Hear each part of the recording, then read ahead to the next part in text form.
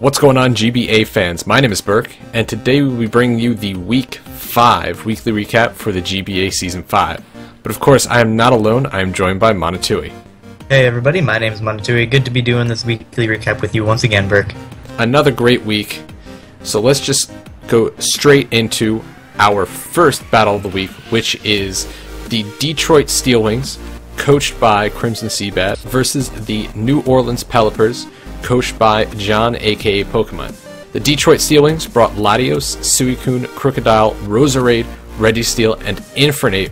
The New Orleans Pelipers brought Mega Scizor, Virizion, Sawk, Reuniclus, Donphan, and Hydreigon. You look at Crimson's team this week, there is not too much that really wants to switch in on the Sawk. That's a choice banded Sawk. Nothing really wants to take close combat. Latios maybe a little bit, but it's not defensive. Neither Roserade. Roserade has pitiful physical defense. Sawk immediately is just a huge threat. And John knows that, so he immediately leads off with the Sawk, knocks off on the incoming Registeel, gets a crit. So John still summoning those crits from last week, although they weren't as important this week. Rocks get set up on both sides. The Registeel sets up its rocks. Donphan comes in, sets up its rocks. Reuniclus can come in on the Iron Head, try to pick off the Registeel, but the Reuniclus gets T-Waved, and at that point the rocks damage hits the Reuniclus, and you see it's not actually Magic Guard, he's bringing a Regenerator Reuniclus. Very interesting.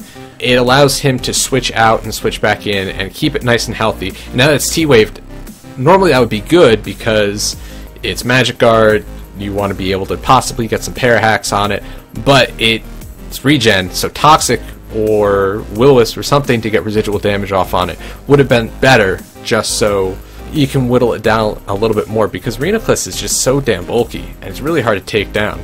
Virizion comes in, the Registeel goes for the T-Wave, but the Virizion sets up a sub. Sub Virizion, Life Orb, goes for the close combat, clean takes out the Registeel. Latios can break the sub as it comes in. Virizion gets out of there, but deals quite a bit of damage with another close combat. Turns out it didn't have X Scizor to really hurt the Latios. If it did, maybe Latios could have just pretty much been taken out at that point. Crimson makes the offensive switch, goes down to Roserade. John switches into his Reuniclus. I think he was predicting something else, but Roserade goes to the Shadow Ball. Reuniclus just takes it clean out with a Psyshock. Roserade is very important for Crimson to deal with things like the Donphan, possibly take a hit from the Virizion and finish it off with a Sludge Bomb. It can deal with the Mega Scizor. Granted, Bullet Punch will still do quite a bit of damage. Hydreigon, if it wasn't Scarfed, I don't know, maybe if it was a modest Hydreigon, maybe it could have dealt with that, although it wasn't running Dazzling Gleam, so maybe that was a little bit of a misstep, because Dazzling Gleam would just clean take out Hydreigon, but Sludge Bomb will still do quite a bit of damage. Suicune now has a free switch in. It's going to set up some Calm Minds, set up a Calm Mind, take out the Scizor on the switch in with the HP Fire. Sawk comes in, CCs the Suicune, gets another crit, taking out the Suicune. This crit was big and not big at the same time. It was big because if the Suicune was still around, John would have to play a little bit safer. However, Virizion could come in and clean it up with a Leaf Blade, because it still would have done quite a bit of damage. Suicune was running no defensive investment. That's a choice banded Sawk, and I think at the most would have done, it would have brought a 3-0 maybe down to a 2-0. But as far as shifting the tide of the match, John, after he CCs the Suicune, is in such a great position, crit or not. Yeah, the crit sucked, but it didn't matter in terms, at least in my opinion, I don't think it mattered in terms of who's actually going to win the match. Reuniclus goes for the Shadow Ball, try to take the Latios, but the Crook comes in, takes the Shadow Ball. It's a choice Scarf for Crook. He starts firing off knockoffs, but the Donphan's still there. The Donphan isn't taking that much, and Crimson sacks off the Crocodile, and the Donphan's able to take it out. Losing his choice Scarfer, I think, was pretty big. Helped deal with still Virizion that is still around, the Reuniclus, which is a huge problem, and if the Hydreigon wasn't scarfed, it was scarfed. It never hit the field, so Crimson never got to see if it was scarfed. Infernape comes in, EQs the Donphan. Sawk takes a Flare Blitz and kills it with a CC. Latios comes in, Reuniclus takes another Dragon Pulse, finishes off the Latios for the game. So this was a really strong win for John. He held the momentum pretty much throughout the entire match. I absolutely love how John is using Reuniclus and Virizion. Reuniclus we know is a big threat, and he's been using very well. We don't normally see regen Reuniclus, but he brought it this week to great effect. Virizion was a pick a lot of us were kind of questioning. Virizion's relatively untested in the format, and John is making it put in work these past several weeks, and I absolutely love it. The dual Scarfers from Crimson was an interesting choice this week. It shows that he's thinking differently and planning and trying to put together some surprising sets to catch his opponent off guard, so I really like that. I think it was a very good match on both ends. John, though, really dominant so far, takes home that 3-0 win. I 100% agree. This, like you pointed out, this is the first time I have ever seen a Regenerator Reuniclus, both in Standard and in League format. I've only ever seen Magikarp. Generally tends to be the better set, but John made Regenerator work this week. Once again in this match for Crimson, we see a correlation between him letting his Roserade go relatively early and him losing the match. Roserade put in a lot of work. It was Assault Vest, so it could have taken a hit from Hydreigon. Didn't have the Dazzling Gleam, but being able to weaken it with Sludge Bomb would have been very nice. I really think he needed to hold on to that Roserade. Like, he's got a Crocodile to switch into the Reuniclus. If he goes for the Focus Blast and makes the prediction, that's a very ballsy play. Not only is it unlikely that he's going to do that, if he does make that play, that Focus Blast does not have the best accuracy, so I really think Crimson just needs to hold on to the things that are important to his team for his opponent's team. I don't think he played poorly. I do think I am seeing some steady improvements, but I really think he's just got to hold on to what he needs to hold on to. Yeah, a big part of playing in League is being able to identify your win conditions right at the beginning of the match. And Roserade, I think, was a pretty big win condition for him, although after the Roserade went down, I think he still could have pulled it out with a combination of Crook and Latios.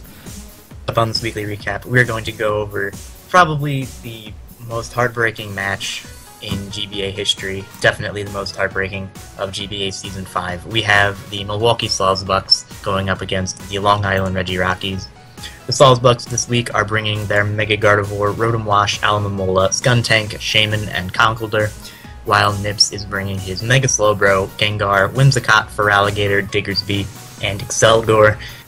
This match begins in Nips' favor. It is Steve's Gardevoir versus the Excelgor lead. Steve tries to bait the final gambit by switching out into the Alomomola, but unfortunately Excelgor just goes for Spikes. Because Steve does not have hazard removal this week, Spikes are up to stay for the entire match, meaning everything on his team bar the Rotomwash is going to be taking 12%. Afterwards, Steve switches into his Skuntank as the Excelgor goes for U-turn and brings in Diggersby, which is a very big threat to Steve's team, though thankfully he does have the Alomomola, which can switch in, take an Adamant return relatively well, and can switch out later on and get Regenerator.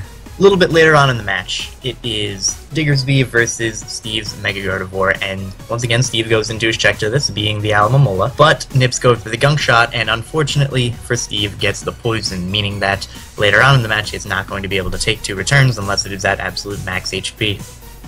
A little later on in the match, it is Steve's Rotomwash versus Whimsicott. Steve allows his Rotomwash to take a Giga Drain in order to gain momentum with Volt Switch. I totally agree with this play. Rotomwash is not going to be able to do too much, and as soon as he gets a free switch into Mega Gardevoir, something on Nips' team is going to go down, and Nips does decide to just sack off his Whimsicott, leaving the Mega Gardevoir, Katie, on 69 HP, so that's pretty hot. So skipping ahead a few turns, it is coming down to the wire. Steve has the momentum continuously throughout this match, but it is still a very close game. It's Steve's Skuntank versus Nips' Gengar. Now, this Skuntank was meant to take on the Gengar, regardless of what set it is. If it has Will-O-Wisp for whatever reason, Steve can hit it with a Dark Pulse on the special side. It's meant to Pursue Trap it, has Sucker Punch in order to take it out before it can hit it potentially. So Steve switches in, pursuits the Gengar as it goes for a Destiny Bond. Pursuit does not kill. This is totally fine because Steve can click Pursuit once again and just knock out the Gengar after taking some damage from a Life Orb Sludge Bomb. Now, Nips, expecting the Skuntank to be fully physical, goes out into his Mega Slowbro and is able to get knocked out by 2 Dark Pulses after getting flinched by the first Dark Pulse. This didn't matter too much. Steve plays with the Feraligatr very, very well, however, with the Skuntank. Knows that Nips needs to go for the Dragon Dance, goes for the Poison Jab to get a little bit of damage on it. No poison, doesn't really matter too much. Goes for the Sucker Punch as Nips sets up another Dragon Dance, trying to make sure he can outspeed a Scarf Shaman more than likely. Doesn't really matter too much because Steve can just sack his Skuntank. to the Feraligatr, get off Aftermath, and then finish it off with the Mach Punch from Conkeldurr. And now it looks like Steve has the game in the bag. He Mach Punches the Diggersby, making sure that Shaman can OHKO 100% with the Seed Bomb, goes for the Mach Punch, deals over half. Shaman comes in, just has to Seed Bomb to win the game, and Steve gets crit by the Diggersby's return. At that point, there's no way Rotom Wash can take a hit, so Diggersby is just going to clean up the rest of the game, and we hand the victory to Nips. This was absolutely heartbreaking, not only for Steve, but for all of the Sawsbucks fans who just really want to see Steve win, because Steve played well.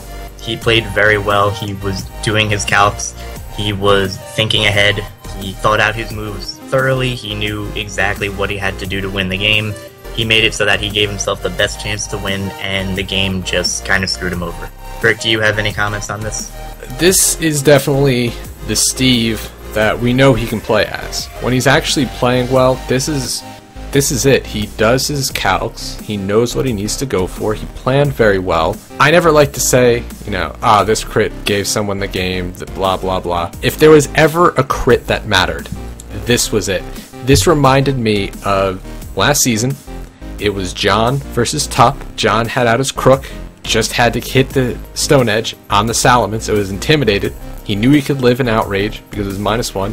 Tup gets the crit Outrage and sweeps up. This is almost the exact same scenario. So, this isn't the first time we've seen this, but it's still heartbreaking for Steve, and I felt so bad watching this because I'm just like, man, Steve played fantastic, he's going to get his first win, and then he gets crit. I'm not trying to take away anything from Nips. Nips also played well, and Nips has shown that he is quite the contender this season, so I don't want to say, Nips played absolutely terribly, and then, I guess Steve is going to really have to consider drafting a Lucky Chant user next season. Moving on to the next match, we have the Arizona Deoxys, coached by Gubbs, versus the Boston Red Sox, coached by Nick. Gubbs brought Lucario, Snorlax, Gliscor, Thundurus T, Zoroark, and Tentacruel.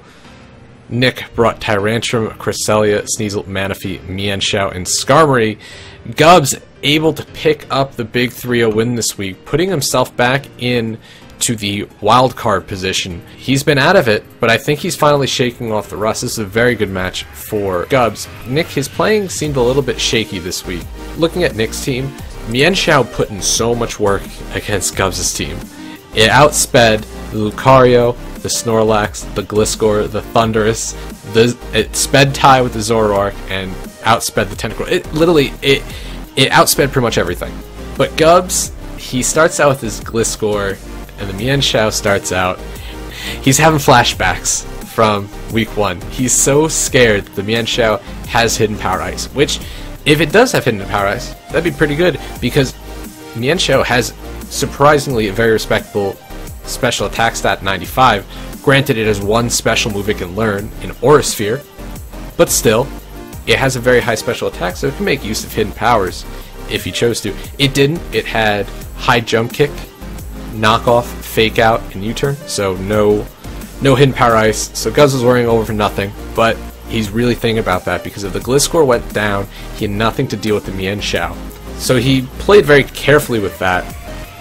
Gubbs switches out into the Tentacruel, the Sneasel comes in on the U-Turn, but he switches out into the Sneasel, then double switches out into the Cress, which I think kind of lost Nick some momentum.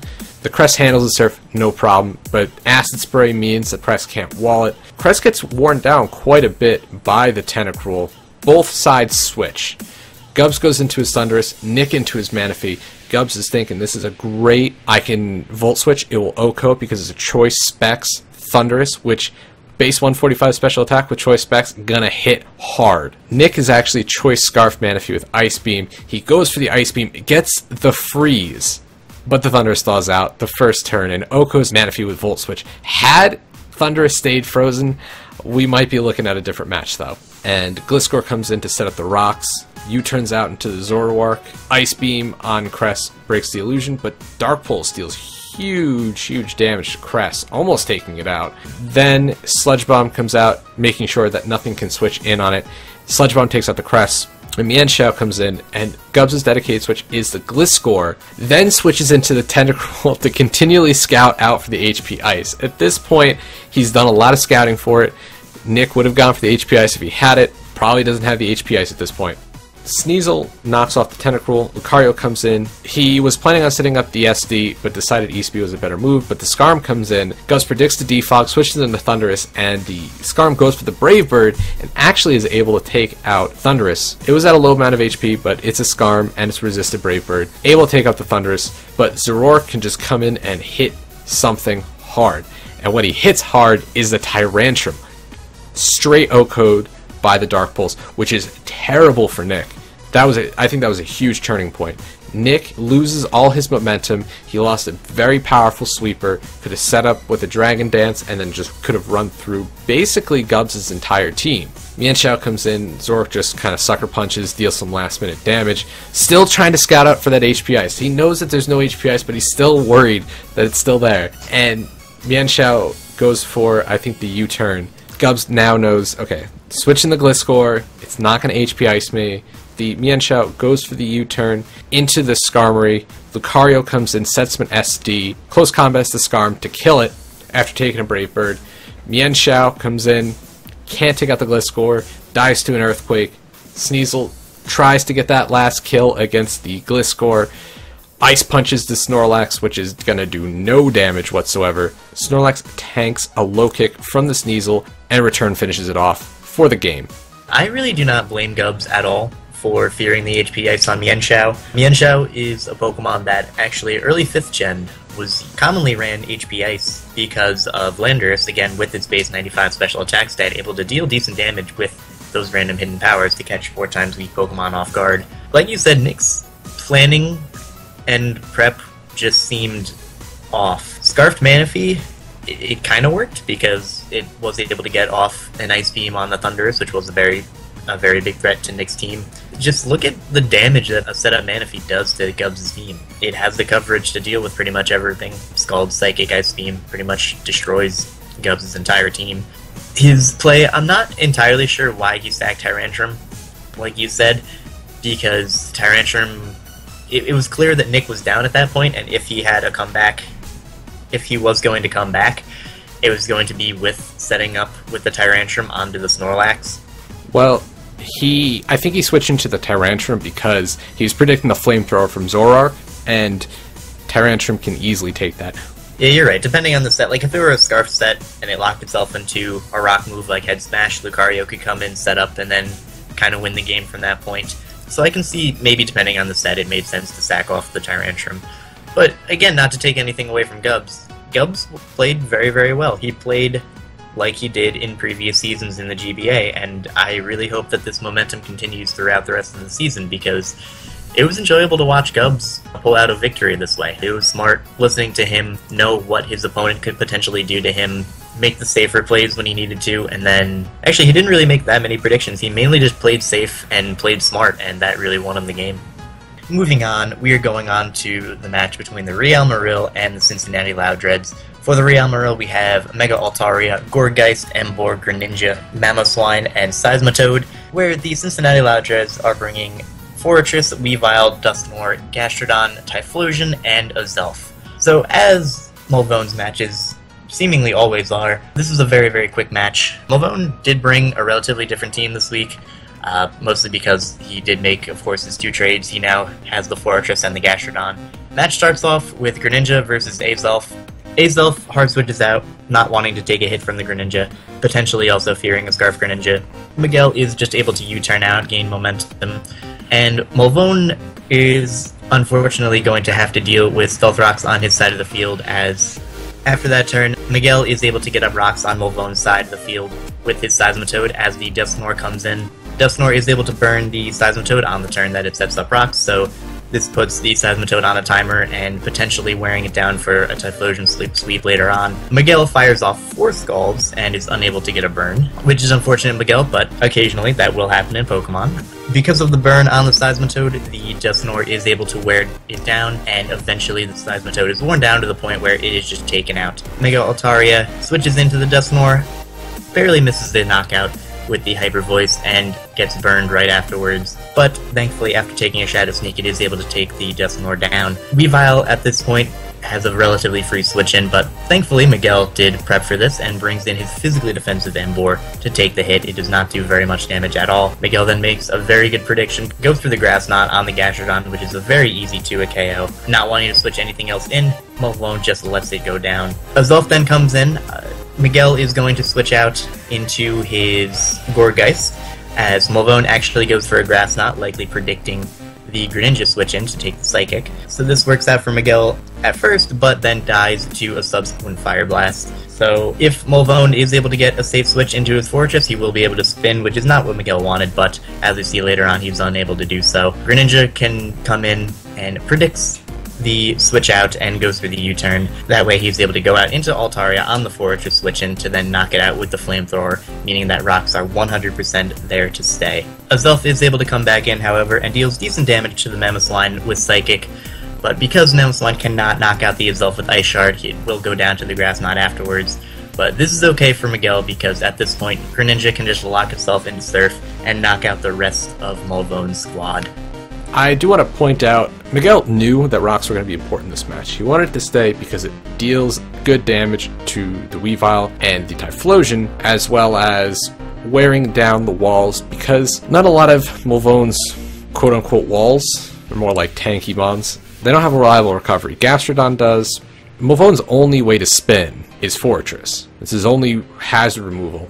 Knowing that, if we look at Miguel's planning, he put Flamethrower on Altaria, Fire Blast on Gourgeist, Flare Blitz on Emboar, HP Fire on Mammothline, and HP Fire on Seismitoad. He made sure that everything on his team could 2-ko that Fortress. So rocks were there to stay. I thought that was amazing foresight by Miguel. He knew he wanted the rocks up, so he's going to make sure everything on his team can take out that Fortress, no problem, and it cannot switch in at all. Good planning for Miguel, and very strong playing. Malvone, the weakness in his team is really showing. And yeah, this is a very straightforward match. Miguel had the better plan, he executed that plan, and got a nice 3-0 victory. Moving on, the next match of the week, we have the San Francisco Arcanines, coached by George, versus the Sacramento Sea Kings, coached by Hayden. George brought Mega Lopunny, Crawdaunt, Gothitelle, Nidoqueen, Miltank, and Rotom. Hayden brought Slowbro, Darmanitan, Tornadus T, Clefable, Porygon 2, and Hitmonlee. George knows immediately Hayden didn't bring Mega Sableye. So he knows that Rocks, if he sets them up, are there to stay, and Toxic Spikes, if he sets them up, are there to stay. Which is great, and there's no way they can be bounced back, so it's fantastic for him. And this match, Hayden got manhandled. Hard. This is probably the toughest match for Hayden. I made a comment during the pick'em that if Hayden does not start thinking outside the box for his planning, he's going to get manhandled. That was clearly shown. Hayden brings, again, relatively standard stuff. Calm Mind, Setup Slowbro, Choice Scarf Darmanitan, Life Orb Tornadus. You know, it's all just really easy to predict what they're going to do stuff. So first turn, Miltank and Tornarin. Miltank's got the Chople, not worried about its superpower. It can T-Wave the Torn first turn. Miltank's Chople Berry's gone because of the knockoff. That was a very, very favorable trade for George. Tornadus T was the fastest thing on the field outside of Mega Lopunny, and now it's not the fastest thing. Granted, he does have a Clefable. If he can get that in Heal Bell, then it's not too big of a problem, but George is going to make sure he doesn't get that chance.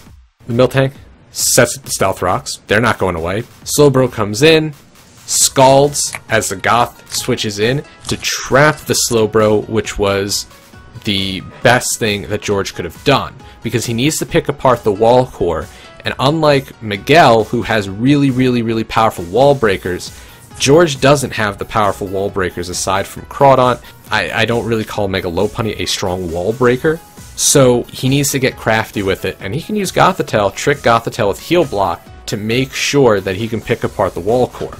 Well, Slowbro Scald crits the Gothitelle, no burn. Gothitelle goes for the Dark Pulse as Slowbro sets up a Calm Mind. Goth goes for another Dark Pulse, doesn't take out the Slowbro, but gets the flinch. Slowbro is about to go for the Slack Off. Unfortunately for Hayden, Dark Pulse doesn't have the chance to flinch. Slowbro goes down. One part of the wall core gone, great for George. Darm comes in. George isn't staying to sack off his Gothitelle because that can still be used to trap the Porygon 2 and the Clefable, trick them the Scarf, cripple them. So he's going to want to keep his Gothitelle around, switches into the Miltank on the U-turn. Miltank's not really that useful anymore, so he'll sack it off whenever he can. Hitmonlee comes in. George's safest switch in is into the Nidoqueen. It can take a close combat no problem. It lives on over half. Nidoqueen is able to set up some Toxic Spikes.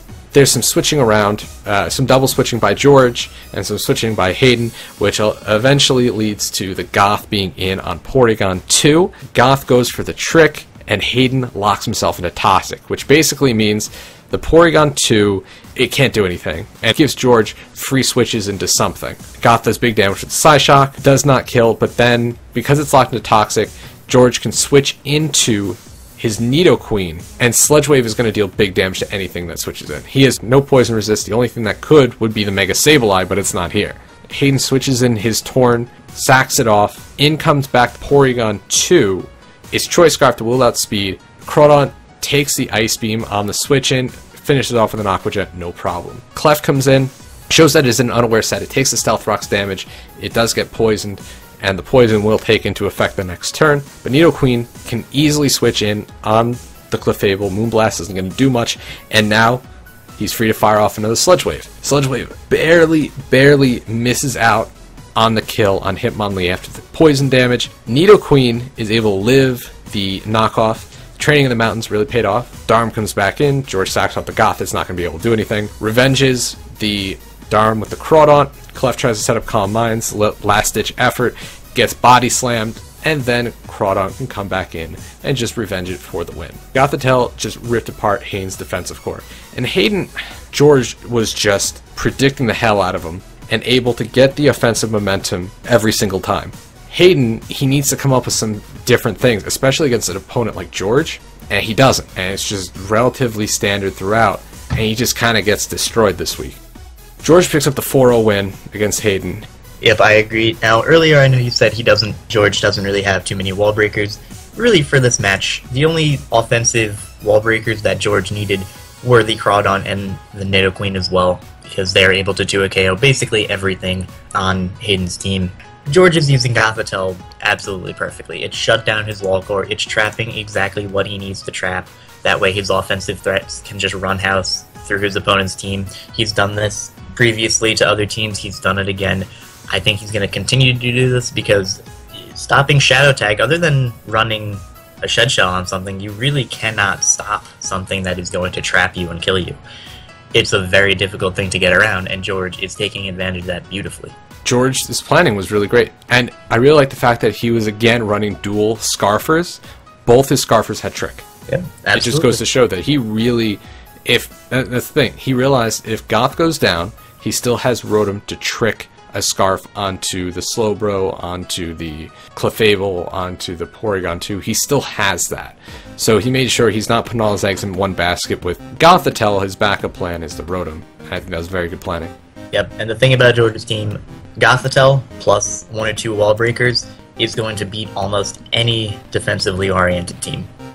That's just what they're made for, and George is using that perfectly. Moving on to the next match, we have the Pittsburgh Pirata Tyranitar versus the St. Louis Rampardos. This week we have Mega Tyranitar, Archeops, Excadrill, Arcanine, Jellicent, and Thundurus. That makes up Tup's team. And then we have Mega Aggron, Victini, Blastoise, Jolteon, Salamence, and Heracross on the St. Louis Rampardos.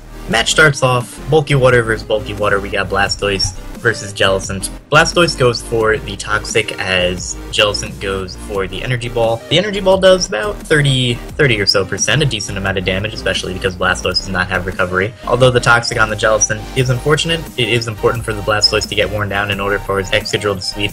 We have a Jellicent versus a Heracross, and this was a pretty funny exchange. Heracross goes for the knockoff, as the Jellicent reveals the Colbur Berry and is able to take the knockoff very well, while Jellicent goes for the HP Flying as Heracross activates its Cobra Berry, meaning both of these attacks are going to be taken well by each person's respective Pokemon.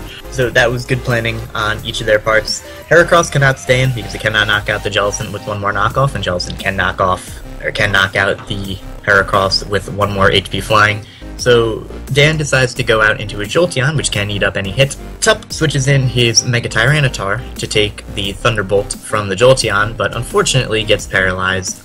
This didn't end up mattering too much during the match. It may have influenced a couple plays, but Jolteon Volt switches out on the Tyranitar, revealing that it is not choiced in any way, and goes out into his Heracross. Tup, on the other hand, just goes for the Stone Edge and nearly kills the incoming Heracross, but it does go down to sand. Then Victini comes in, threatening Tup with a potential Brick Break or a Focus Blast, and actually sets up the substitute, Dan likely trying to take advantage of the paralysis on the Tyranitar.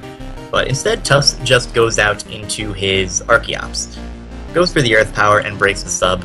Bolt Strike unfortunately bringing Archeops down to its sash. However, Tup is packing the Endeavor this week, which was a very good add-on, bringing Victini down to 1 HP.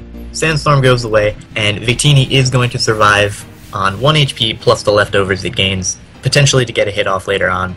Skipping ahead a few turns, a little bit later on, we have Tup's Excadrill versus Dan's Blastoise. Now, it's still in a decent amount of HP.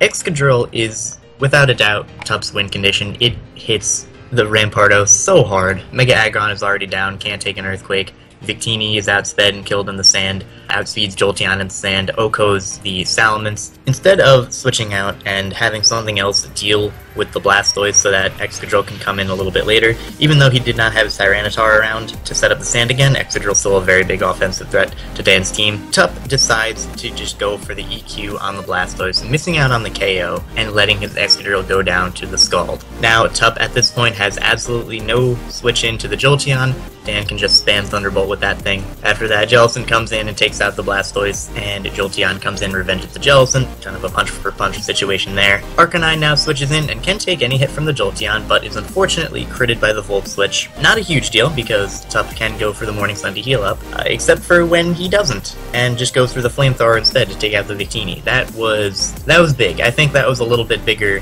than the stacking of the Excadrill. Tup could kind of deal with the Jolteon with the Arcanine, but because he did not heal it up, he then could not. It would just go down for the Thunderbolt. So after the Victini goes down, Dan just goes out into Jolteon and just cleans up the rest of the game. And that is going to be a victory to Dan. This is a very close match. I thought Tup had most of the momentum throughout the match, actually. Absolutely. First half to 2/3 of the match, Tup's in control. He deals with the Salamence very well. Salamence tries to start setting up Dragon Dances. Tup poisons it, sends out the Tyranitar, sets it to sand. Excadrill comes in, Sand Rush, Life Orb, takes it clean out with a Rock Slide. As you say, he makes the first big misplay, and that's letting the Excadrill go down. And then he makes a second big misplay and letting the Arcanine take that much damage and not healing up. The good thing, though, is Tup realizes what he did wrong. Yeah, that's always a good thing when a coach sees that they made a misplay and they realize, this is what I did wrong. I didn't save my win condition. I didn't do this. I didn't do that. So Tup realizes what he did wrong, and that's great because he can use that to learn what not to do in the future. I want to say Dan was playing very well this match. He came up with some very interesting sets. The Koba Berry on the Heracross is very interesting, although letting it pop that early could have come back to bite him if the Excadrill did have the Aerial Ace, which it wasn't, so... Yeah, I agree, though. It's definitely hard to predict HP flying on the... Yeah, no, there's no way he's predicting that. Great playing on both sides. It was a very enjoyable match, and Tup is improving so much, and it's great to see. Absolutely. He's seeing what he's doing wrong, and he is capitalizing, and he is showing signs of improvement, and I think he's going to get better as the season goes on. So the next match, we have the Atlanta Hall Luchas, coached by Fizz, versus the New York Yankees, coached by Shady. Fizz bringing Mega Charizard Y, Tyranitar, Starmie, Heliolisk, Chesnaught, and Doublade. Shady bringing Jirachi, Rotomage, Sharpedo, Zygarde, Alakazam, and Melodic. It seems this week, Shady once again made a mistake in the planning of his Sharpedo. He puts Ancient Power, Dark Pulse, and Waterfall. He originally had Ice Beam on that. If he had kept the Ice Beam on Sharpedo, this match might have been in Shady's favor, because without the Ice Beam, Chesnaught not only just straight walls the Zygarde, it also straight walls the Sharpedo. You know, that's not great for Shady, because you don't want a Mon to be able to just completely wall too many of your things. It also actually walls the Jirachi because it's not running Zen Headbutt. Chesnaught turns out to be a big problem for Shady, and he does have things to deal with it, like the Alakazam and the Melodic kinda with Ice Beam, and the Rotom H with Overheat. But still, Chesnaught's going to be able to wall a lot of things on Shady's team, and it's going to prove to be quite a bit of a problem to break through it. In the end, he doesn't. Fizz starts out with the Tyranitar, a very common lead from Fizz to set up the rocks. Shady starts out with his Alakazam. He goes for the Focus Blast, but Doublade comes straight in and can Pursuit Trap the Zam. Does not take it out, but deals a hefty amount of damage, breaking the sash, bringing it down to like 20% at most. But Rotom comes in to force a switch out, goes for 2 Willows, first one activating the Lum on the Tyranitar, second one actually connecting. Tyranitar does try to go for the Stone Edge. Of course, it is not Stone Edge, it is Stone Miss. Does not hit the Rotom. Tyranitar's burned. Rotom can Volt Switch out. Realizing that, he sets up the Stealth Rocks. Shady does not have his spinner this week, so Rocks are there to stay. And that's going to really hurt the Rotom H. It's going to hurt the Sharpedo, but Jirachi comes in. It's going to U-turn out. As the Charizard comes in, Fizz was predicting the Stealth Rocks, but U-turn. Melodic comes in. Fizz was predicting Shady to have the Mirror Coat, so he does not go for Solar Beam in the Sun. Instead, he Toxics the Melodic, and Melodic steps with the Rain. And I think Fizz was pretty frazzled by that one, because how often do you see Rain Dance Melodic?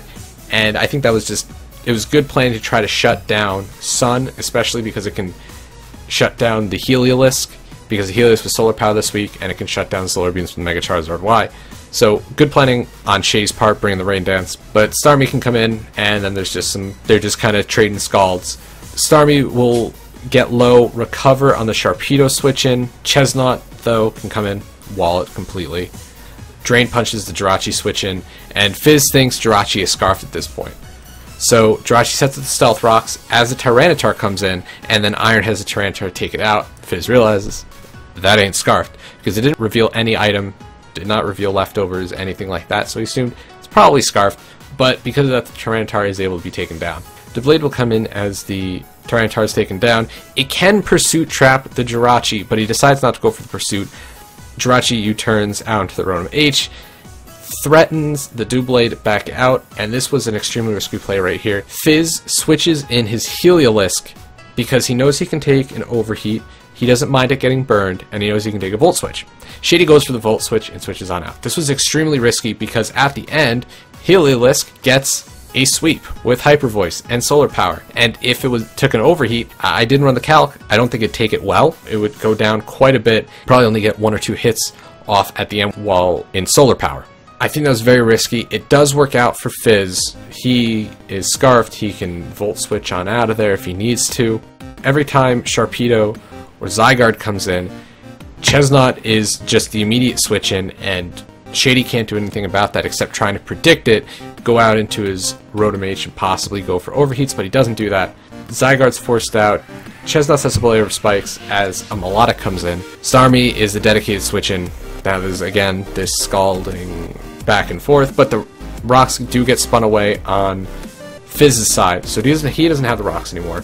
Melodic goes down to Toxic, Jirachi comes in, takes the rocks, takes the spikes, goes down to Custat Berry range, activates the Custat Berry, and goes for the Healing Wish into Alakazam, bring it back up to Sash. Takes down the Starmie, does a hefty damage with the Shadow Ball on the Doublade, but the Sash is broken as the Doublade Shadow Sneaks. Fizz was in a 50-50, he didn't know where to go Pursuit for Shadow Sneak. Pursuit would have killed the Zam because it did switch out, but if he went for Pursuit and Zam stayed in and went for the Shadow Ball, then Doublade would have gone down, but Alakazam does switch out. He goes for the Shadow Sneak, deals minor damage to the Zygarde. Again, Chesnaught comes in, roars out the Zygarde after Dragon Dances, in comes the Sharpedo, dies to a Drain Punch. Fizz sacks out his Charizard to the Alakazam, switches into Heliolisk, and that's game because he can just sweep up with Choice Scarf, Hyper Voice in the Sun, and that is going to be a good game to Fizz, a close 3-0 victory in Fizz's favor. I think Shady played so much better than last week, and he played a lot better too. He was in it for the entire game until the end where Heliolisk can just come in and just click Hyper Voice 3 times. He didn't have a great answer for Scarf Heliolisk, especially one in the Sun. Maybe that's a little bit of error in planning. Also, taking off Ice Beam on the Sharpedo really hurt him. I know this is hindsight. As I say every week, it's hindsight that, oh, you shouldn't have taken off the Ice Beam, but he figured that Ancient Power would have been better to Oko the Charizard in the Sun. But either way, it was a great game to watch, and they were both playing absolutely fantastically. Absolutely. I've noticed something in Shady's recent losses.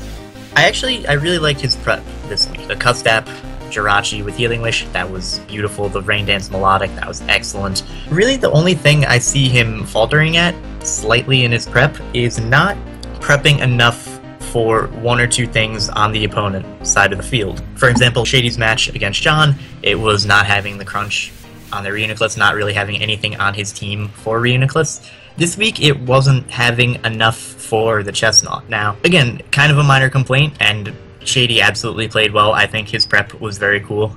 This is, like, again, all in hindsight, because it's really hard to say that this is going to be a huge problem in prep until you actually get to the match or do some practice matches and realize, oh, I actually need to plan a little bit more for this. But again, his prep was so much better than last week. He had some really interesting sets.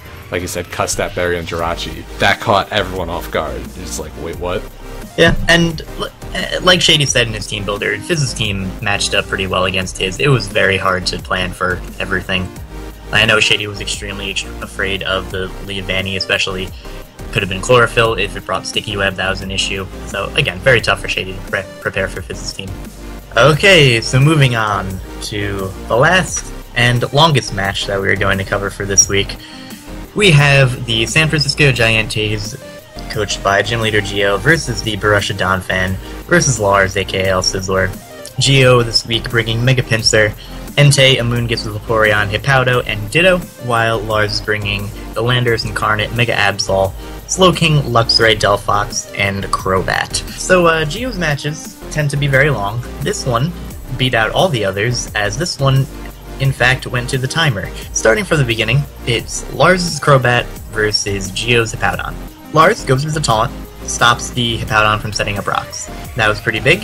Rock's not a super big deal for Lars, but it is nice to be able to keep them off. Make sure that because Geo's team is so fat, he's going to have to switch around a lot, make sure his mons are not taking that residual damage. Lars is able to get the Delphox in on the Amoonguss, and immediately clicks Trick. Could have been risky if Geo, for whatever reason, decided to stay in, and Lars ended up receiving a Black Sludge, although, of course, the Amoonguss was Assault Vest, as we learn later on. But this works out for Lars because he is able to trick the Scarf onto the Vaporeon. Maybe a little bit early, could have used the Scarf versus things like the Pinsir, but not a super big deal. Vaporeon is very annoying, and it is good to cripple that. Slowking switches in on the Vaporeon as Geo switches out into the Amoonguss. Crobat comes in, fearing the Spore from the Amoonguss because it has safety goggles, so it cannot be spored, but instead, he just goes for the Foul Play. Because Lars went for U-turn a couple times previously, he decides to just go for the Brave Bird, see if Geo overpredicts. He does not. Geo goes directly into the Hippowdon. So at that point, Lars is unfortunately kind of forced to go for the taunt because, again, he does not want rocks on his side of the field. Geo predicts that very nicely, switches out into his Entei, forcing Lars to switch out into his Slowking, where it misses a Sacred Fire, which is kind of unfortunate. It would not have done too much damage to the Slowking because, of course, it is a resisted hit from a fully or near max physically defensive Slowking, but the potential burn would have been pretty big. It was burned later on, but it would have been nice to wear that thing down earlier. Here, Slowking is able to set up a Calm Mind because this Entei is set up fodder to the Slowking. Amoonguss comes in to take the Scald. Does get burned, unfortunately. Foul Play does absolutely nothing to Slowking because the Amoonguss is burned and Slowking has very poor attack. Ditto comes in to take a potential Psyshock. Of course, it is going to transform into the Slowking. But Slowking now decides to go for the Calm Mind. He did not previously. Now he does go for the Calm Mind, and because Ditto switched in while the Slowking did not have any boosts, the Ditto is also not going to have any boosts, so it does not get to copy any increased stats, and now Lars' Slowking is at +1/+1, and Geo needs to get out of there. However, Lars switches out into the Absol, predicting the Psyshock from the Ditto, because Lars doesn't know exactly what this Ditto is packing, because it is a copy of his own set. Predicts the Psyshock, goes into the Absol, and is able to Pursuit Trap and kill the Ditto. Lars has been using Pursuit Trapping Mega Absol beautifully this season, has Pursuit Trapped multiple different things. A little bit later on in the match, we have a matchup between Lars' Delphox and Geo's Hippowdon. Geo, seeing the grass not coming and knowing he wants to keep his Hippowdon healthy, switches into the Vaporeon, which, despite being super effective, does very, very little damage as Vaporeon is not very heavy. Once again, skipping a few turns, Delphox is going to come in as Geo switches into his Mega Pinsir. Geo, on the other hand, switches straight back out, into the Entei, takes the Fire Blast relatively well. Delphox is now forced back out into the Slowking because this is the only real safe switch into the Entei to take the Sacred Fire, but Geo does go for the Stone Edge, does a decent amount of damage. However, Lars does pull out into his Luxray, which takes not too much damage from the Stone Edge, about 30-40%. Luxray getting in on its first match of the season, already taking hits relatively well. After that, Lars makes a very good prediction, knowing that the Hippowdon is going to want to come in to take the electric type attack, goes for the HP Ice and deals about half damage. Geo is able to go out into the Amoonguss to see if it is HP Grass or HP Ice. Because the Amoonguss is Assault Vest, the HP Ice is not going to be doing very much damage, so Vaporeon is able to switch in, because at this point Geo thinks that the Luxray is Scarfed. However, surprise, it's not, and Lars is able to do a large amount of damage with the Volt Switch. Landorus Eye comes in, is able to take out the Vaporeon with an Earth Power, and it's 6-4 in favor of Lars. It looks like everything is going his way. Mega Pinsir switches in. Landorus unfortunately does not have the Rock Slide, can't really touch the Mega Pinsir, so he's got to switch out. Crobat comes in, scares out the Pinsir immediately. Lars once again not wanting to overpredict, just go for the Brave Bird. Hippo takes it, gets taunted again, cannot go for Stealth Rocks. Lars, from this point on, starts to make a couple questionable plays. He goes for the Roost with the Crobat. Geo predicts that, goes for the EQ, does a lot of damage to the Crobat. This is bad because that Pinsir is looking like a little bit of a threat. If it sets up the Swords Dance, the game's over for Lars. Stone Edge does not knock out the Slowking, and Entei will go down to the Scald, and it looks like all Lars has to do is click Scald here in order to win the game. His Absol plus Delphox plus Crobat look like enough to clean up the game, but this is where Lars makes the big mistake. Lars switches out into his Luxray, predicting a return to come in to try and knock out the Slowking, but Geo goes for the Swords Dance. Because of the Intimidate, the Pinsir is only at +1, but the Pinsir is able to knock out the Luxray with a +1 EQ, and at this point, nothing on Lars' team can take a hit from the Pinsir. Things like Delphox are knocked out and outsped by a +1 return. Absol at this point goes down to a +1 quick attack and cannot knock out the Pinsir with a Sucker Punch, which he would have been able to if the Slowking had gone for the Scald instead of switching out. At this point, it's basically just Lars trying to switch around his Slowking, trying to get it to enough health to make sure it can take a hit from the Pinsir. So it comes down to a 50-50 in Lars' mind. Does he switch out, predicting the return, or does he stay and go for the Scald, predicting another Swords Dance? Geo thinks he can kill the Slowking, so he just goes for the return. Lars stays in, Slowking goes down, and the timer runs out on the game. I know that was a very, very long recap, but again, this is a very, very long game. If you would like a post-com, please check out Lars. If you would like to see Geo's entire thought processes, please check out his live version. By the time the timer runs out, it is a 3-2 win for Gym Leader Geo. That is how the league rules go. If time runs out, the victor is the person with more Pokemon. That was Geo at this point of time. Also, if there was not a timer on the match, he would have won anyway. He would have been able to knock out the Absol, take a hit from Absol, and then kill it with a quick attack, and then he would have been able to knock out the Landorus afterwards with a return. So, I've been talking a while. Berk, do you have anything else you want to add? Holy fuck, that was a long battle. Great playing on both sides. Lars had all the momentum up until the SD on Pinsir. All of it. Lars' only real misplay that I saw was him roosting on the Hippowdon, and Geo predicts that and goes for the Earthquake. Crobat was the only thing that really scared out Mega Pinsir at that point, because it was faster. Mega Pinsir would have to go for the quick attack, it wouldn't be able to take out the Crobat, and then it would take massive damage from the Brave Bird. That was pretty much it. That one play really cost Lars the match, because when Pinsir sets up, he's got nothing to take a hit. He's got nothing faster, nothing to take a hit. He took away the Scarf. Geo played well. He was kind of being manhandled through the beginning of the match, especially right at the beginning when his Vaporeon gets the Scarf tricked onto it. It looks like Lars is really taking this match pretty well. Again, Lars has something with Stealth Rocks, decides not to set them up. I don't know why. I don't get it. People do not like setting up rocks on Geo. I felt like there was a lot of points along the line in which Lars could have set up the rocks, and especially seeing that Geo doesn't bring Latias' only defogger, so like the first instinct should be, I gotta set up rocks. Yeah, I think he started out good. I think immediately he should have switched down to his Lando, set up the rocks, because there's no way to get them off the field. If he did that, I don't think he would have had any problem in this battle, because Entei would be punished on switch-ins. Pincer would have taken 25%, possibly putting in range for Sucker Punch. He also wouldn't have been able to switch out after he first Mega Evolved, because then he'd take another 50%, putting him at 25%, really killing the offense.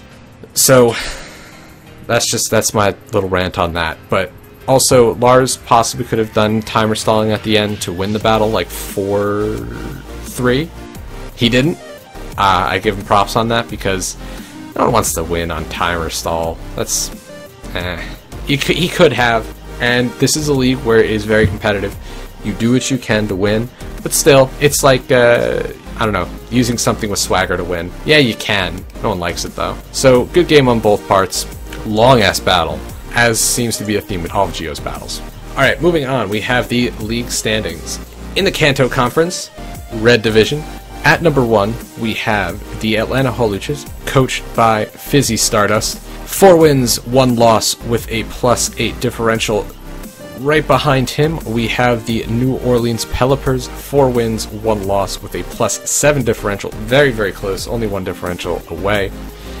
Starting to trail behind, we have the New York Yankees, 2 wins, 3 losses, and a -4 differential.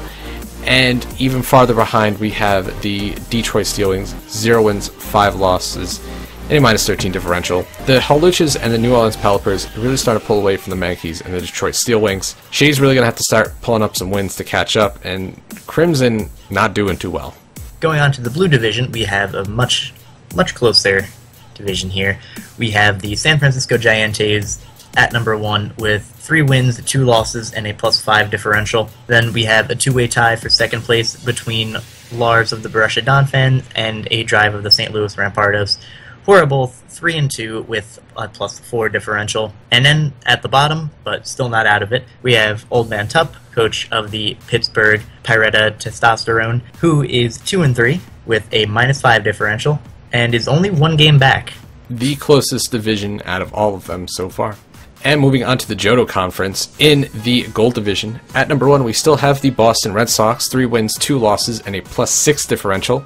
Behind him we've got the Long Island Reggie Rockies, 3 wins, 2 losses, and a 0 differential. 1 win behind him, we have the Arizona Deoxys, 2 wins, 3 losses, and a -8 differential. And then last we have the Milwaukee Sawsbucks, 0 wins, 5 losses, and a -10 differential. Almost getting his first win, unfortunately not getting his first win. So sad. Moving on to the Silver Division, we have the Real Maril on top with 4 wins, 1 loss, and a +11 differential. Trailing directly behind him, we have George of the San Francisco Arcaniners with 4 wins, 1 loss, and a +8 differential. Then, towards the bottom half, we have Hayden of the Sacramento Sea Kings with 2 wins, 3 losses, and a -6 differential. And then behind him, we have Mulvone, coach of the Cincinnati Loudreds, with 1 win, 4 losses, and a -7 differential. This one also very close. Even the bottom 2 do not have the worst differentials. Miguel and George kind of pulling away. Alright, so we have now the league leaders. Which Pokemon are actually doing the best this season? Well, there's a little bit of a shakeup, because number 1 is now Mega Pinsir, coached by Geo of the San Francisco Giants. 10 kills, 1 death, with a +9 differential. After its amazing run this past week, getting 4 kills and 0 deaths, it is now at number 1. At number 2 is Manaphy, coached by Nick of the Boston Red Sox, 10 kills, 4 deaths, +6 differential. And number 3, we have another Giante Pokemon, which is Entei of the San Francisco Giants, coached by Geo, 9 kills, 3 deaths, and a +6 differential. Geo taking 2 of the top 3 spots for the league leaders. Yep, seeing that Mega Pinsir on top, not super surprising, though. It was there last season. It absolutely was, and whoever's bold prediction it was, that it would not have a positive differential, they are certainly wrong. For number 4, we have a tie between Landers Incarnate of the Borussia Donphan, coached by Lars, and Zapdos of the Real Maril, coached by Miguel. Both of these Pokemon have 8 kills and 2 deaths with a +6 differential. For number 6, we also have a 2-way tie between Diggersby and Feraligatr, both of which are on the Long Island Reggie Rockies, coached by Nips, both of which are 7 and 2 with a +5 differential. Then at number 8, we have Megamanetric of the Cincinnati Loudreds, coached by Mulvone, with 7 kills, 4 deaths, and a +3 differential. For number 9, we have Megalopony of the San Francisco Arcaniners, coached by George, with 6 kills, 1 death, and a +5 differential. And then for 10th place, we actually have a two-way tie again between Garchomp and Reuniclus. Garchomp belonging, of course, to the Atlanta Howluchas, coached by Fizz, and Reuniclus, which belongs to the New Orleans Pelipers, coached by John, both of which sporting a 6-2 kill-death ratio with a +4 differential. Reuniclus, though, won't be shown because it is just outside the top 10 because of naming. So, last, we are going to move on to next week's matches. The first match of next week, we have a very, very good match. The New Orleans Pelipers, coached by John, aka Pokemon, versus the Borussia Donphan, coached by Lars. This is a very, very hard match for me to call. I'm actually going to give this one to John of the New Orleans Pelipers. John, I think, has been playing a little bit better than Lars has these past few weeks. He has a very strong team matchup against Lars. This one's very hard for me to call because I can see it going either way, though. Lars has a very strong team. Landorus Eye, like, no one has a switch into Landorus Eye. It's a Landorus Eye. And I think Lars can come up with some really good stuff for John's team. But this week, I think John, with his really strong win this past week and in previous weeks, is going to be able to pull out a win. I am actually going to give this match to the Borussia Donphan. Like you said, Landorus Eye is a very big threat. He's also got Crobat, which is the main counter to Florges in UU. And overall, I'm just going to give it to team matchup, and I think he is going to want to come back strong from his loss and take on John with a victory. As I said, this is a very hard match for me to call on either side. It's going to be very good, though. Next up, we have a match between the Atlanta Howluchas, coached by Fizz, and the San Francisco Giantes, coached by Gym Leader Geo. I am actually going to give this one to Gym Leader Geo. He has been on fire lately. He has been playing very well. He's been prepping very well. I think Fizz definitely could get past him, mainly because Geo has been playing rather safe for the most part, whereas Fizz, he likes to be bold. He likes to predict his opponent. He's pretty good at predicting his opponent, but I am still going to give this one to Geo. He's just been playing very well lately. I'm going to disagree, and this one is probably the hardest one for me to put down on paper which one's going to win. I'm going to say Fizz, and I'm so unconvinced of my choice because for the past 3 weeks I've said not Geo is going to win, and he's proven me wrong these past 3 weeks. Geo's been playing absolutely fantastic. However, this past week was a little bit of an unconvincing win to me. It was a 3-2 timeout, and a lot of it was because, you know, Lars made some misplays right at the end that really cost the match. But Fizzy on team matchup, he's got like a hard counter to Mega Pinsir, so that's a thing. And he's got a hard counter to Entei, and those are his two main offensive threats. And he's also got a pretty good counter to Latias as well. So unless Geo can somehow think of a way to get past Fizzy's defense, I think Fizz can take it. Because Fizz, I think, has a better team matchup. He's got extremely powerful wall breakers in things like Mega Charizard Y. Geo really does not have to switch into that at all. Fizz has switch-ins for Mega Pinsir and Entei and Latias, so I see this as a victory for Fizz, but Geo's been proving me wrong every single week, so I can see Geo also taking it. But I'm going to give it to Fizz. The next match, we have the New York Yankees, coached by Shady, versus the Pittsburgh Piratas, coached by Tup. Again, these matches are very hard for me to call. Originally, I had the Yankees down, saying I think the Yankees can take, but then I thought about it more. Tup's been playing better. His planning has been pretty on point, and if he can make sure that he doesn't make any big misplays like he did in this last match, if he can recognize that, I see Tup taking this one. I don't know if he'd be able to get a Sandrush sweep, mostly because Shady's got pretty hard stops to Sandrush Excadrill, mostly being like the Mega Venusaur. I don't know about that, but I think Tup can put together a really good team to deal with Shady's Fire, Water, Grass Core pretty effectively. So I'm going to give this one as a win for Tup. I am actually going to give this one to the New York Yankees. Although the Piratas have been showing that they've been playing relatively well, I do believe Shady does have the matchup in this one. We saw he prepped and played pretty well against the team that he did not match up very well against. I think he's going to do well against the team that he does match up well against. Again, this is going to be another really good match. Like, I don't see any of these and say like, this is just going to be a total blowout. So for the next one, we have the Detroit Steel Wings going up against the St. Louis Rampardos. I am going to go with the St. Louis Rampardos. Crimson has yet to win, unfortunately. I do believe he is definitely capable, but Dan is a very good planner. He's very good at not being predicted, if that makes sense. He's able to play around his opponent very well. I'm going to give this one to Dan. Crimson definitely could come out with a win with this one, but he hasn't really shown me that he is capable of beating higher tier opponents. He absolutely could, but until he does, I'm going to stick with Dan. We're actually going to agree now. I'm also going to go with the St. Louis Rampardos in this one. Dan, his only 2 losses were extremely close 1-0s. I think Dan's the better planner, and at this point, he is the better player. The team matchups, I don't really see either one having like an overall really favorable matchup.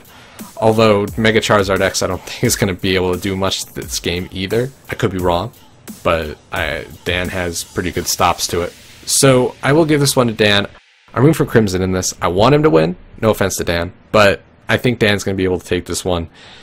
So the next match, we have the Arizona Deoxys coached by Gubbs versus the San Francisco Arcanines coached by George. I'm going to go with the San Francisco Arcanines this week. Gubbs has proven that he can take down the top competitors this season. He just defeated Nick, and now he's going against George, one of arguably the best this season. Can Gubbs take this one? Yes. Do I think he's going to? Probably not. George, for one, I think George has the better team right now. He's got switch-ins for a lot of Gubbs' offense. Plus, George just plans so incredibly well every week, and his playing has been spot on. I don't see this week being any differently. If Gubbs does win this, he's really secured his spot as one of the top competitors this season. But George, I just don't see him losing this match. I feel the exact same way. I think Gubbs absolutely could improve himself even further and defeat George. I just think George's team does match up pretty well. I think George has been playing absolutely exceptionally all season. While Gubbs, it looks like Gubbs is on the verge of a comeback, and it looks like Gubbs is returning to the Gubbs we all know and love. I am narrowly going to give this one to George, with the knowledge that Gubbs could overpower him. Moving on, we have the Boston Red Sox going up against the Cincinnati Loudreds. This match, I am going to go in favor of the Boston Red Sox. The Loudreds team, extremely offensive, not a lot of bulk. Nick's team, extremely bulky, with solid offense. When you have more versatility in your team, I'm going to go in favor of that because you are more than likely going to overpower your opponent because you know the type of game plan your opponent's going to have, or at least you have a better idea of the game plan you're going to have, and you're going to be able to counter that very well. Yeah, I'm going to agree. Nick, he's on a downturn right now, but I think he really wants to win this week. He's got to come back. If he beats the Loudreds, which I think he can do, then he's back on track for the season. I think he can do it. Mulvone has been playing as well as he did last season. His team does not match up at all well against Nick's. Nick has just pretty much straight counters to almost all of Mulvone's offense, so it's going to be very hard for Mulvone to work his way into this match and somehow find a way to break through Nick's core. So I'm going to give it to Nick. If Mulvone can keep up some sort of Volt turn, I will say that I think he can definitely pull it through because that was kind of shown last week. Nick didn't really have an answer to deal with Volt Switch as he didn't bring Nidoking, and of course it is 2 KO'd by HBA, so that is a possibility, but I am still giving it to Nick. Yep, and the next match, we have the Long Island Reggie Rockies, coached by Nips, versus the Real Maril, coached by Miguel. This was decently easy for me to call. I'm going to give this one to Miguel, hands down. Nips is coming off a really unconvincing win. Don't get me wrong, Nips has been improving greatly, and he's been playing very well, but Miguel has just been absolutely dominant. He's lost once to George, and that's it. All his other wins, 3-0, 4-0, he is doing so well. Miguel's team matches up great. Miguel has the wall breakers to break through Chansey, Mega Slowbro, all of that. So I can see Miguel putting together a pretty solid team to deal with a lot of the defense of the Reggie Rockies, as well as deal with some of the more offensive threats like Gengar and Feraligatr. So I'm going to give this one to Miguel. I'm going to agree 100%. Going back on Miguel's previous matches, Miguel has liked to bring hazard stack against his opponent, and Nips's only form of hazard removal is a defogging Gligar, which, although not the worst defogger in the world, is a very free switch into things like Mamoswine, things like Greninja that deal a lot of damage to Nips's team. So based off of Miguel's team matchup, as well as Miguel's general very skilled planning and play, I'm going to give this one to Miguel. Yeah, and he might do something very similar to this past week, where he knew that Fortress was the thing that could get rid of the hazards, so he put fire coverage on almost everything. He might put ice coverage on almost everything to deal with Gligar, because Gligar also 4 times weak to ice. Now moving on to the next match, we have the Milwaukee Bucks going up against the Sacramento Sea Kings. I am going to give this one to Steve. My faith, after watching Steve perform last match the way he did, my faith in Steve has been revitalized. I really think he's going to do it. I think this is going to be the week for him. I'm going to hashtag believe in Steve this week. Steve really proved this past week that he can plan well and he can play very well. And Hayden's been on quite the downturn, losing 3 matches in a row. So if he can capitalize on Hayden's downturn, I know Steve has lost 5 matches in a row, but if Steve can do as well as he did this past week, come up with some interesting sets to throw Hayden off guard, I think Steve can take this one. So I'm going to go with Steve also. I really want you to win, Steve. Me too. Also, not to mention, the way people have been beating Hayden's team is with solid wall breakers, and Mega Gardevoir, probably one of the best wall breakers out there. Oh yeah, nothing on Hayden's team switches into Mega Gardevoir. Yeah, not only does nothing switch in, the only thing that naturally outspeeds it is Tornadus T. So, good luck with that, Hayden. Well, that is going to wrap up the Week 5 weekly recap for the GBA Season 5. Very good matches this week. I'm looking forward to next week. I want to see Steve get that first win. This is going to be another great week for the GBA. But that's all we got for today. My name is Berk. I'm Monotooi. We'll see y'all next time. Peace.